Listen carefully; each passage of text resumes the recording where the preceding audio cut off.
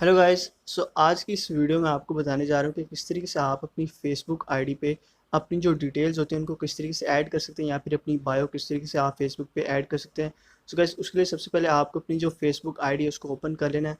और guys, Facebook पे आने के बाद सिंपली आपको अपनी प्रोफाइल पे जाना है, तो आपको सबसे ऊपर आपकी प्रोफाइल का ऑप्शन मिल जाएगा, आप उस पर जा सकते हैं। या फिर आपको जो है व्हाट्स ऑन योर माइंड के आपके लेफ्ट साइड पे आपको एक प्रोफाइल का ऑप्शन मिलता है आइकन, आपने उस पर क्लिक करना है और यहाँ पे आपको आ जाना है अपनी फेसबुक प्रोफाइल पे।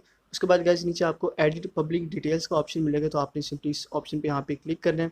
और जैसे आप यहाँ पे क्लिक करेंगे तो आप अपनी जो डिटेल्स है यहाँ पे ऐड कर सकते हैं।